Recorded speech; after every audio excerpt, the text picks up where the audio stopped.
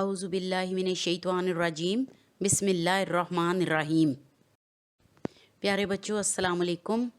जैसा कि आपके साथ तस्वीर में शेयर किया जा चुका है कि ब्लॉक नंबर 3 की तैयारी हम कर रहे हैं और आज हमारे पास ब्लॉक नंबर 3 में लेक्चर नंबर 7 है और 7 लेक्चर में हमारा जो काम है वो हिस्सा गज़ल है और गज़ल नंबर 3 की इंशाल्लाह आज हम तैयारी करेंगे। अज़ीज़ तलबा व तालिबात, अब आप अपने आगे उर्दू की किताब का हिस्सा गज़ल नंबर 3 निकाल लें।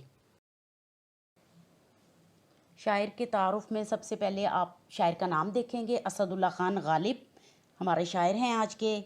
इसके बारे में हैं और भी दुनिया में सुखनवर बहुत अच्छे, कहते हैं कि गालिब का है अंदाज़े बयां। और उर्दू अदब के मायानाज़ शायर 27 दिसंबर 1797 को आगरा में पैदा हुए। बाप का नाम मिर्ज़ा अब्दुल्ला बेग था और चचा का नाम मिर्ज़ा नसरुल्ला बेग था। 1810 में इनकी कम उम्री में अमराव बेगम के साथ शादी कर दी गई, जो नवाब इलाही बख्श मरहूम की बेटी थी। जितने भी बच्चे हुए बचपन में ही फोत हो गए। गदर का 1857 के गदर को गालिब ने अपनी आंखों से देखा। मिर्ज़ा गालिब तमाम उम्र अपनी फ़ारसी शायरी पर नाज़ा रहे। लेकिन उनकी वजह शोहरत जो थी वो उनका उर्दू का दीवान बना।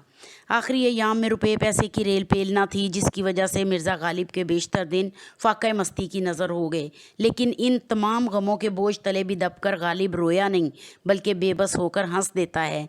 इसीलिए इनकी शायरी में उदासी और कनूतियत नहीं, बल्कि मौज़ूआत की रंगारंगी, अंदाज़े बयां की जिद्दत, नुदरत और शौक़ी व ज़राफ़त, अनायत और रश्क जैसी बेशबहा खूबियाँ आ गई हैं। और बकौल बहुत सारे नकाद के गालिब जिद्दत अदा के इमाम हैं। बाज़ नाक़िदीन ने इन्हें मीर से भी बड़ा शायर करार दिया है। और इसी तरह 15 फरवरी को ये शख्स जो है वो मौत के बाद हमेशा के लिए अमर हो गया। चलिए जी, शेर नंबर 1 की तरफ आ जाते हैं। बच्चों, आप लोग अपना शेर जो है अपनी नोटबुक पे लिखते जाएं। हवाला शेर के साथ साथ आपने उसकी तशरीह जो है वो पैटर्न हम आपके साथ शेयर करेंगे, लेकिन बाकी की तशरीह जो है वो आपने ख़ुद तहरीर करनी है। पहला शेर देखिए। दिले नादां तुझे हुआ क्या है, आखिर इस दर्द की दवा क्या है। हवाला शेर में आप तहरीर करेंगे सिनफ़े सुखन, गज़ल है। शायर का नाम असदुल्ला ख़ान गालिब है और मफ़हूम जो है उनका, ए मेरे दिले नादान तुझे क्या हो गया है, तुम्हें ऐसा कौन सा दर्द लाहक हो गया है कि जिसकी दवा भी मुयस्सर नहीं। अब इसकी तशरीह में मैं आपको थोड़ा सा कुछ बता देती हूँ, बाकी की तशरीह जो है वो इसमें आप ख़ुद तहरीर करेंगे। अब ये जो ज़ेर तशरीह शेर है, इसमें मिर्ज़ा गालिब ख़ुद से सवाल कर रहे हैं कि तू उस बीमारी मोहब्बत में मुब्तला हो गया है जिसकी कोई दवा ही ईजाद नहीं हुई है। तूने एक ऐसे शख्स से उम्मीदें वाबस्ता कर रखी हैं जो कि वफ़ा के मानी से भी ना आशना है। तो जब ये सूरत हाल दरपेश होती है ना, तो फिर कोई तरबीज जो है ना वो चारागर साबित नहीं हो सकती। तो वो लिहाजा जो शख्स मोहब्बत के आर्ज़े में मुब्तला हो जाता है तो उसके लिए दुख और तकलीफ़ें जो हैं वो उसका मुकद्दर बन जाती हैं। इसी तरह ये गालिब जो हैं वो अपने ही दिल से मुखातिब होकर कह रहे हैं कि ए दिल, आखिर तुझे ये क्या हो गया है कि तू हर वक्त गमज़दा और उदास रहता है। तेरी आशुफ्ता सरी ने मुझे भी अफसरदा और गमज़दा कर रखा है। अब आप इसके हवाले से एक इसका हवाला शेर भी लिख लें। नहीं होता किसी तबीब से इस मर्ज़ का इलाज, इश्क ला इलाज है बस एहतियात कीजिए।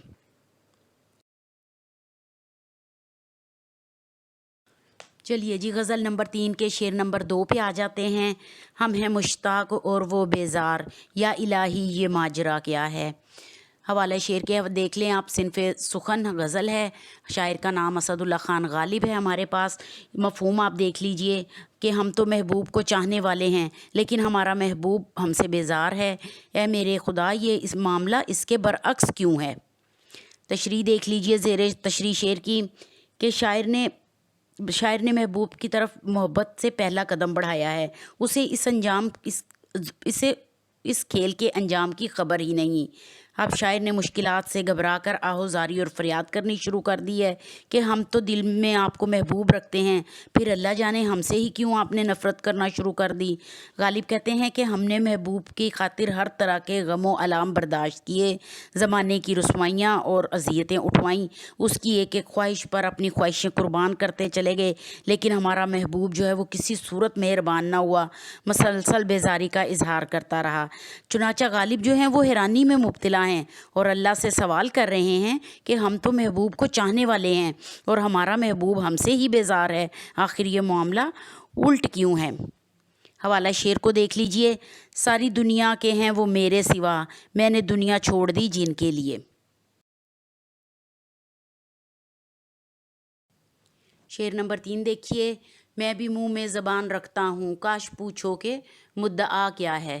صنف سخن غزل، شاعر کا نام اسد اللہ خان غالب، اور مفہوم جو ہے وہ آپ اس کا دیکھ لیجئے۔ کاش کہ میرا محبوب مجھ سے دل کی بات پوچھے، میرے پاس قوت گواہی بہت ہے، یعنی کہ وہ کہتا ہے کہ مجھ سے بھی میری زندگی کا مقصد پوچھ لو کہ میں بھی منہ میں زبان رکھتا ہوں، میں بھی آپ سے بات کرنا چاہتا ہوں۔ تشریح پہ آ جائیے گا۔ شاعر جو ہے وہ اپنے محبوب سے مخاطب ہو کر کہتا ہے کہ کاش میرے دل کی تمنا اور خواہش پوچھ لو، میرے پاس کہنے کے لیے بہت ساری باتیں ہیں، لیکن میرا محبوب جو ہے وہ میرے حال پہ نظر کرم کرتا ہی نہیں۔ دراصل میں بات یہ ہے کہ شاعر کو اپنے محبوب سے شدید محبت ہے، جس کا اظہار وہ خود اپنی زبانی کرنا چاہتا ہے، لیکن محبوب مسلسل بے رخی اور بے اعتنائی کا رویہ برتتا ہے۔ وہ دوسروں سے تو اس کے بارے میں پوچھتا ہے لیکن خود اس سے ہم کلام نہیں ہوتا، اسی لیے غالب کہتا ہے کہ کاش محبوب اس کے دل کا حال اس کی زبانی سنے، اس کی دلی تمنا پوچھے اور اس کا مدعا پوچھے کہ آخر کو تو وہ بھی منہ میں زبان رکھتا ہے نا۔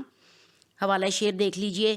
آؤ کچھ دیر کہیں بیٹھ کے باتیں کر لیں، پھر نہ آئیں گے یہ لمحات ہماری خاطر۔ چلیے جی، آج آ جائیں گرامر کے کام کی طرف۔ آج گرامر میں ہمارا کام ہے فقرات کی درستی۔ غلط فقرات کو آپ نے درست کرنا ہے۔ پہلا فقرہ جو ہے وہ دیکھیے آپ کے، عورتوں نے کہا ہم آ رہی ہیں، یہ سنٹینس جو ہے یہ غلط ہے۔ عورتوں نے کہا ہم آ رہے ہیں، یہ عورت اچھا گاتی ہے، یہ درست فقرہ ہے، لیکن یہ عورت اچھی گاتی ہے یہ غلط ہے۔ اس کے بعد آپ دیکھیے گا کہ اخبار چھپ گئی ہے، یہ اخبار جو ہوتی ہے وہ مونس نہیں ہوتی، اخبار ہمیشہ مذکر ہوتا ہے، اخبار چھپ گیا ہے۔ زندگی کھیل تماشا ہوتا ہے، زندگی کھیل تماشا ہوتی ہے، کیونکہ زندگی بذات خود مونس ہے، اس لیے اس کے ساتھ ہوتی ہے لگے گا۔ گھر ماں کی سلطنت ہوتی ہے، سلطنت جو ہے وہ مذکر ہے اور گھر بھی مذکر ہے، اسی لیے اس کو ہم گھر ماں کی سلطنت ہوتا ہے۔